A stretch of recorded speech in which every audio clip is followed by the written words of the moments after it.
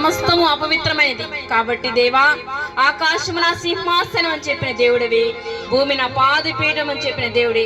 దేవుడు లోకము ఎంతో ప్రేమించెను కాగా తన అద్వితీయ కుమారునిగా పుట్టిన వాని యందు విశ్వాసముంచువాడు నశింపక నిత్య జీవం పొందుతానని చెప్పిన దేవా, నీ కొందనాలయ్యా.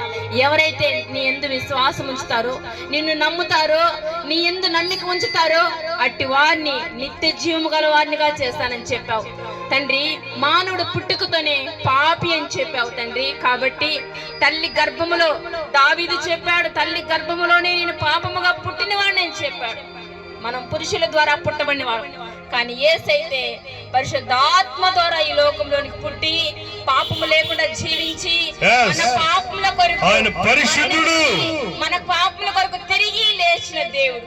ఈ లోకములో ఉన్నది ఏది కూడా మరణించి తిరిగి లేచినట్టుగా మనం ఎప్పుడూ చూడలేదు, ఇక చూడబోము కూడా. ఆయన మాత్రమే మరణాన్ని జయించినాడు. ఇట్టి గొప్ప దేవుడు ఈ గ్రామంలోనికి పంపించిన దేవుడు, ఈ గ్రామంలోనికి వచ్చిన దేవుడు, సర్వలోకాన్ని ప్రేమిస్తున్న దేవుని యందు మీరు విశ్వాసం ఉంచాలని, ఈ దేవుని మీ హృదయంలో చేర్చుకోవాలని ఆయన అడుగుతున్నాడు. తన శిష్యులకు చెప్పారు, మీరు సర్వలోకానికి వెళ్ళి నా సువార్త ప్రకటించడి అని నేను చెప్పాడు.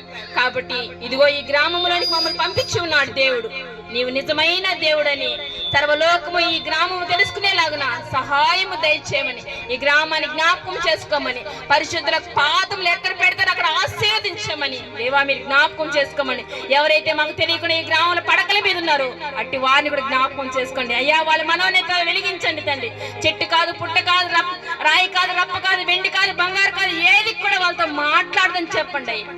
మనుషులు తాము చేసుకున్న వాటిని చూసుకుంటున్నారు, కానీ నీవు నిజమైన దేవుడు అని తండ్రి, నిన్ను ఆరాధిస్తే అద్భుతములు చేయి దేవుడు అని గుర్తెరుగుటకు, నువ్వే సర్వశక్తి కలిగిన దేవుడు అని తెలుసుకునేటకు ఈ లోకాన్ని, ఈ గ్రామాన్ని మీరు జ్ఞాపకం చేసుకొని అయ్యా మన పాపములు మనం ఒప్పుకునేలా ఆయన నమ్మదగిన వాడని చెప్పినాడు. కాబట్టి నీవు మొరపెడితే ఆయన ఆలకిస్తాడు. ఇంటి గొప్ప యేసయ్యని మీ సొంత రక్షకుడు అంగీకరించమని నజరేయుని యేసయ్య పరిశుద్ధ నామంలో స్తుతించి ప్రార్థించి అడిగి వేడుకున్నాను నా తండ్రి.